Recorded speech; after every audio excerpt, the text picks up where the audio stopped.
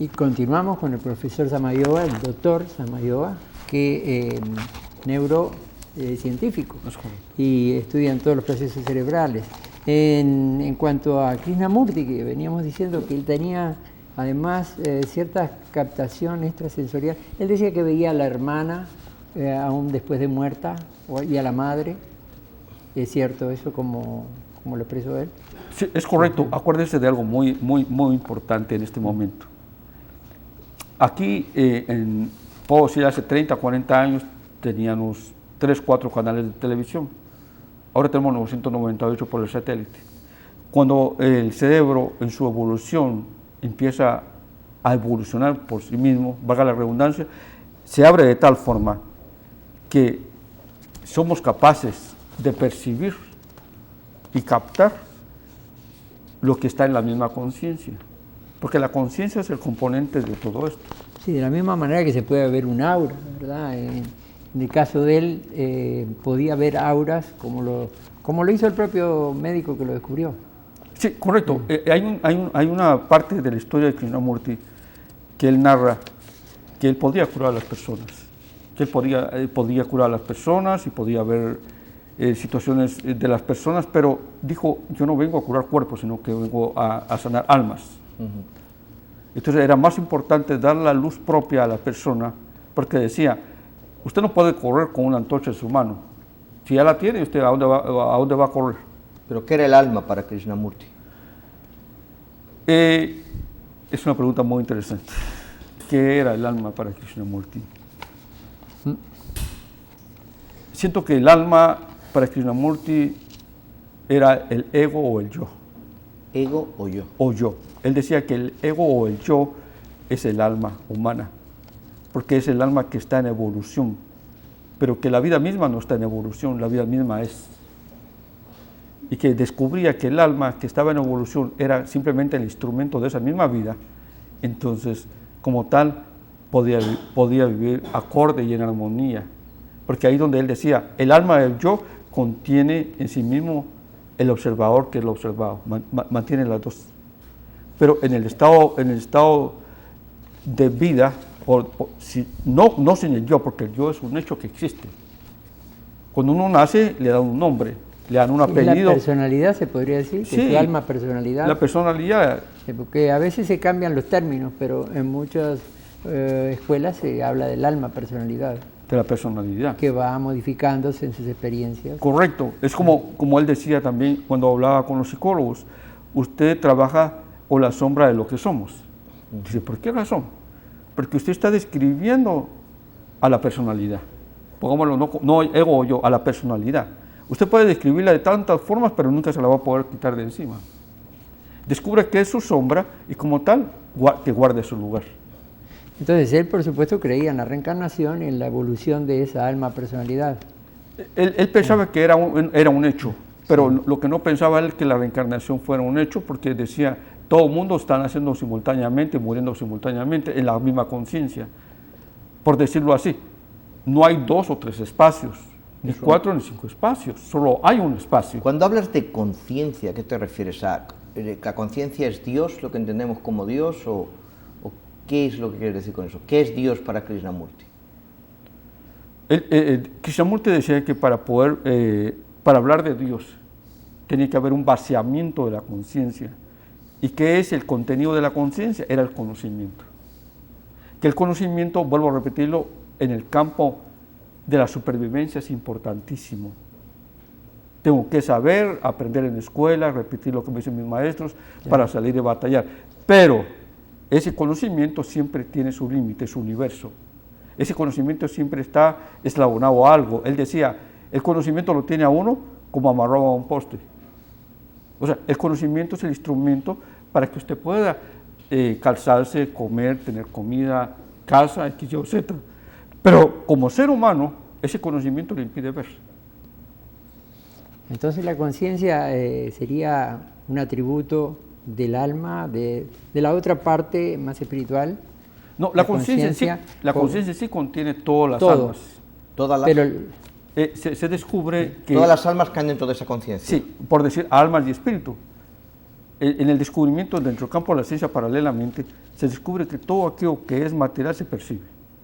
Sí. Lo que es inmaterial no se puede percibir. Y si se habla del alma o del espíritu, es material.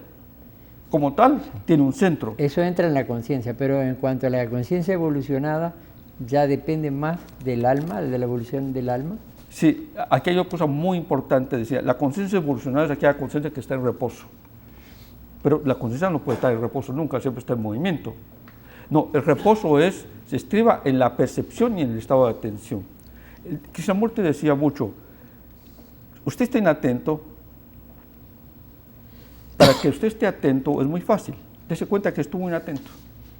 Ahora, dice él, como usted está inatento, vienen muchas escuelas y le ofrecen a usted de qué forma usted estar atento. Ya lo atraparon. Ya no puede ser. Lo atraparon de diferentes formas. Pero cuando usted sabe que está inatento y es susceptible a reírse, a llorar, a creer, a adoptar posiciones, cuando usted se da cuenta de su estado de inatención, psicológicamente hablando, entonces usted es libre, tiene espacio. Y ese espacio le permite a usted poder percibir ese movimiento de la vida que es constante, que no está enmarcado dentro del campo del pensamiento, que es lo que forma la personalidad o el ego. O sea, que la conciencia debe separarse de todo lo que es el pensamiento colectivo, sino hacerlo más propio, más individual, y elaborar esa conciencia, evolucionarla de acuerdo a sus propias meditaciones, a su propia indagación. Yo pienso que no es separarse de la conciencia, es imposible, porque el que se expresa por uno es la conciencia. Pero no dejarla influenciar por el entorno. Es conocer la naturaleza de la conciencia. La conciencia en todo, decía él, como es falsa. Falsa en el sentido de que aparece por espacios de 14 a 18 horas y de pronto está en reposo. ¿Y dónde estás cuando estás en reposo? Todo tu nombre, tu apellido, todo tu bagaje tradicional, todo está en reposo. Cuando vuelves nuevamente a ponerte en vigilia, aparece todo ese engranaje de conocimientos, de experiencias. Pero, o sea, eso va quizá al hecho de que una de las, digamos, de las enseñanzas más conocidas de él es que no hay forma posible de definir el origen de todo eso, que eso es algo que estaba ahí y que nadie puede definir ese propio origen. ¿Cómo definirías eso? Porque él no cree que el origen es imposible de describir o de definir. Es que partiendo de algo muy importante, y esto es bastante delicado hablarlo, dice, el único instrumento que tenemos para poder percibir la realidad es el cerebro. Y el cerebro es un instrumento que está limitado, que es conocimiento. Como tal, hablar de nosotros mismos, el instrumento no lo puede percibir. Entonces, no hay respuesta. La única respuesta es el silencio. Porque en el silencio, el conocimiento reposa. Hay un estado de conexión dentro del interno y lo externo. Es como decir, estamos en una habitación y el espacio de la habitación es diferente al espacio que está fuera de la habitación. Es imposible, es el mismo espacio. Claro. Como tal, en el estado de meditación, en el estado de relajación, de apercepción, que el instrumento no puede captar esto, ahí está el chispazo. No puede haber otra forma. Cualquier forma es la forma del pensamiento. Y el pensamiento le dice a usted, usted es. ¿Pero qué nos quiere decir eso? Porque es que no acabo de entenderlo. O sea, ¿qué quiere decir con eso? Es, ¿pero qué es? Ok, un ejemplo muy, muy sencillo. Yo te conozco a ti, entre comillas, porque estoy en el conocimiento de mí mismo y apareces en el screen de mi cerebro. Pero si yo no te hubiera conocido a ti, no existe ni yo existo para ti. O sea, supuestamente estamos existiendo en la conciencia que aparece, que se forma esa luz y aparecemos todos dentro de ella. Pocas palabras, que si no conocemos, bueno, lo que quiere decir es que si no nos conocemos o que nadie nos... es como si no existiéramos. Es correcto. Para la persona, bueno, sí, tiene sentido. Y está basado en la memoria también. En la memoria, que es conocimiento. Entonces decía él, en sus últimos años de enseñanza, decía, utilice al pensamiento como el instrumento de la inteligencia. Porque el pensamiento es el que le vive a usted la vida.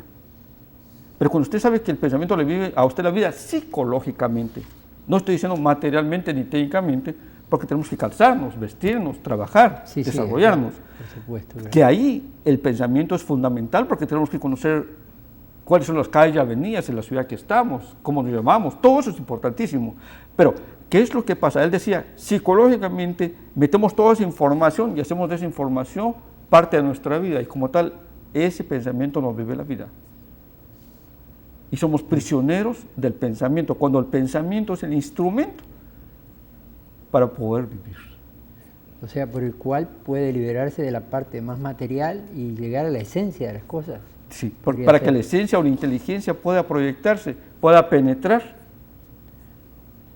es necesario que el pensamiento esté en silencio. Que el pensamiento esté siempre en silencio. En silencio. Sería entonces la búsqueda de la esencia última, de la, digamos, del conocimiento de Dios, en una palabra. Sí, acuérdese que Dios y todos los dioses aparecen a partir del pensamiento porque se está buscando seguridad. Y en este mundo no hay seguridad. Para no llamar Dios, podríamos llamar la causa primigenia. La conciencia, ¿no? Como Dios llama. Sí, lo podemos llamarle la conciencia, pero también debemos de saber que la conciencia misma es nuestro mejor capital que tenemos, porque a través de ella es la que nos muestra el mundo. Cuando nosotros, sin conciencia, el cuerpo reposa como un fardo, no hay nadie ahí. Y la conciencia en cada uno de nosotros es exactamente la misma. La diferencia estriba en la programación que tenemos. Él hablaba de los maestros cósmicos, de en fin, de las jerarquías que hay dentro del mundo espiritual. ¿Mantenía contacto con, o él alguna vez expresó en mantener contacto con los maestros? Sí, en las primeras etapas de su enseñanza, cuando estuvo con los Beatles de Aniversán, estuvo muy en comunión con todo ese movimiento de contacto con los maestros. Tanto sí que hay un libro que se llama Los pies del maestro, Sí. que según cuenta la historia, se lo llevan a él en el campo astral y le dan información. Pero, ¿qué fue lo que pasó con Krishnamurti? Al principio y al final, como decía, el primer paso es el último paso. Pertenezco a una organización, entonces estoy aislado de los demás. Tenga la verdad, sigo estando aislado. Decía, la verdad es inexpresable, pero cuando se expresa deja de ser verdad. La verdad es inexpresable porque cuando se expresa deja de ser Deja verdad. de ser verdad. ¿Qué quiere decir Ajá. eso? Quiere decir esto que cuando hay un centro o un ego, interpreta. Yo puedo interpretar acerca de mi trabajo, pero no puedo interpretar acerca de mí mismo porque estoy vivo. Cuando quiero interpretar acerca de mí mismo a través del conocimiento, el conocimiento me pone barreras. Ya lo estás cambiando. Me cambia porque es lo más difícil llegar a ser lo que uno no es que llegar a ser lo que es. O sea, que todo está en nuestra mente. Sí, la mente en sí misma. Entonces, él no aceptaba el hecho de que una organización o una doctrina le dijera cómo debía conocer o cómo adquirir conocimiento, pero sí a través de los maestros cósmicos, él aceptaba lo que se le transmitía o realmente él al fin se podía separar de ello también. No, en el transcurso de su enseñanza, en los años 40, 45, tuvo varias revelaciones, estando, como se llama, Popul Hayakar, que era una persona muy importante en la India. Estuvo con él en una habitación con otros estudiantes y en un momento él se quedaba en silencio y decían ellos como que se estremecía el medio ambiente y después de esto decía él, el Buda estuvo acá. Entonces como que había una contradicción de que qué es lo que está pasando acá. Se cuestionaba muy profundamente esto, pero ahora a través de la investigación se ha llevado a descubrir cuál es la realidad de esto. Usted ha visto muchos Budas, muchas figuras de Budas, y si usted lee un poquito el budismo se va a dar cuenta que todo lo que se muestra no es él. O sea, el Buda que se muestra es el Bodhisattva. Bodhi quiere decir conocimiento, Sattva es Sattva, viene de los tres gunas, Rajas, Sattva y Tamas. O sea, el Bodhisattva es el que se muestra, porque si se mostrara el Buda, deja de ser Buda.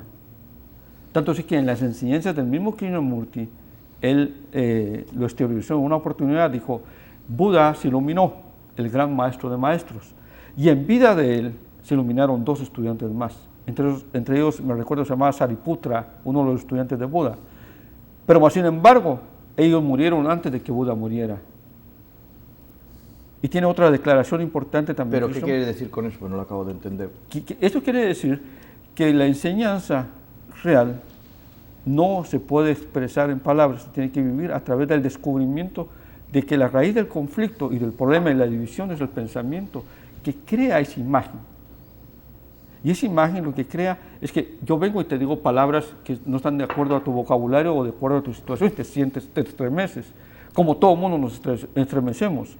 Podemos ir a Brasil, a Australia, al Japón, a la China, a donde estemos, no importando el folclore, las creencias, las teorías, todo el mundo llora, desea, quiere y ansía. Ese es el ser humano que está vivo, pero que está capturado por el pensamiento porque forma la imagen de respetabilidad, de tradición, de costumbrismos. Entonces nos movemos a través de todo ese movimiento del pensamiento. Perdemos nuestra originalidad. Él, sin embargo, recorrió el mundo entero dando sus clases.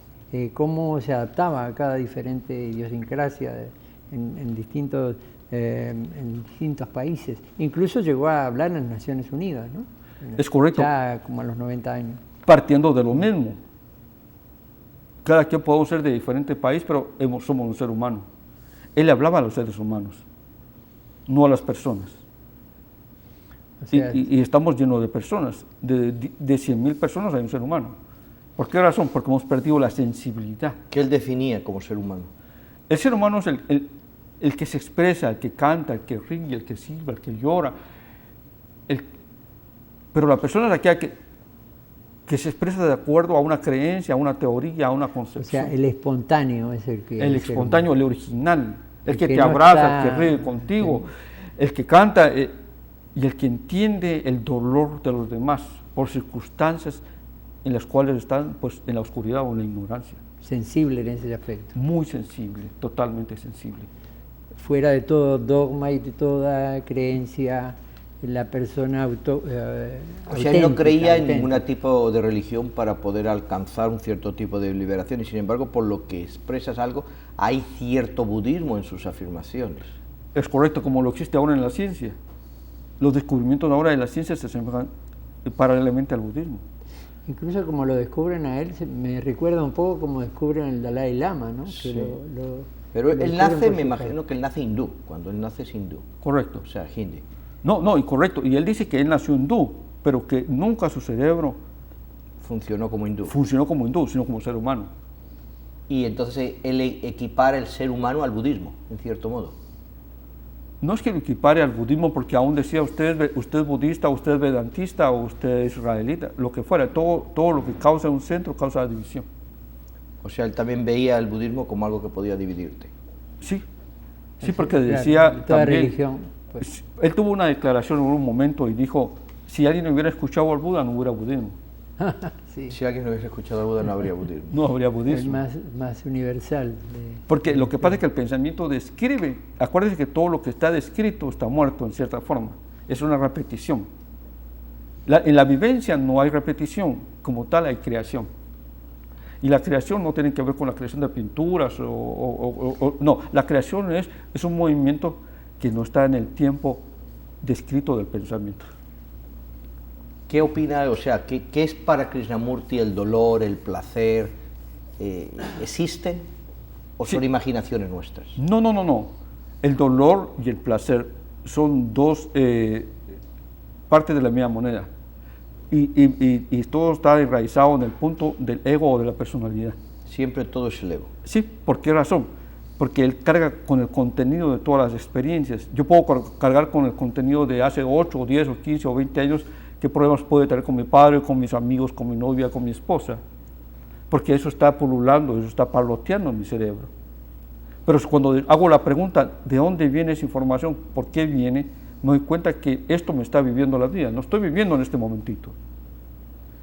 El pensamiento no me deja vivir, soy prisionero del pensamiento, hablando psicológicamente, por supuesto. Tengo que ser ingeniero, tengo que ser médico, tengo que hacer lo que tengo que hacer para sobrevivir, eso es indiferente. Pero para vivir, no puedo cargar con toda esa carga, y esa carga es la que me impide ver la caída del sol, sentir el viento, ver la calle que he pasado 10 millones de veces y no lo haber visto nunca. Una palabra, despertar la conciencia de ese aspecto, ¿no? Sí, Y aunque él vivía una vida muy austera, él recomendaba, por ejemplo, digamos, el vegetarianismo o la forma de alimentarse especial. Él era vegetariano. Sí, era vegetariano. Vida, pero, digamos, en sus enseñanzas recomendaba un estilo de vida muy austero. O, ¿cuál era el consejo que le daba a la humanidad? Pues básicamente en ese campo, él, como les vuelvo a repetir, no trabajaba mucho en el campo del cuerpo. Más bien la parte... La parte psicológica del hombre. Decía él que psicológicamente no hemos avanzado nada. Pero hay cierta relación entre lo físico que psicológicamente no hemos avanzado nada. No hemos avanzado nada. Dice, tecnológicamente se ha llegado hasta este momento a un avance extraordinario, pero psicológicamente los hombres se siguen matando unos a otros. ¿Por qué? Porque el que se mata a sí mismo o los que se están matando son los egos o los yoes. También estaba en contra del nacionalismo, muy exacerbado, o sea que aquello de que alguien tenga armas y las use para dominar a otros, en base a su nacionalismo. Sí. Cuando yo descubro que... Es un concepto universal de la humanidad. La pregunta es, cuando uno descubre que uno es un ser humano y que los demás son seres humanos, pues es algo extraordinario. Pero cuando se da cuenta que uno supuestamente es un ser humano, pero funciona como una persona, ser una persona es estar aislado. Él hablaba de la comunicación, decía, no hay comunicación. Porque mientras que hayan dos centros, no puede haber comunicación, siempre hay fricción, siempre hay dualidad. Comunicación, o sea... Es realmente muy profundo el tema. Lamentablemente hoy no vamos a tener más tiempo de seguir con el tema de Krishnamurti, pero en el futuro posiblemente indaguemos un poco más. Es bastante difícil de captar la esencia. ¿Cuál sería realmente la palabra clave para definir a Krishnamurti? 3 palabras que lo definen. Era un ser humano total. Ser humano total como ser humano, no persona. No persona, un ser humano total. Auténtico. Muy bien, ahora vamos a una pausa y cuando regresemos espero que nos acompañe para el segmento de numerología a cargo del profesor Manuel Martínez. Enseguida regresamos.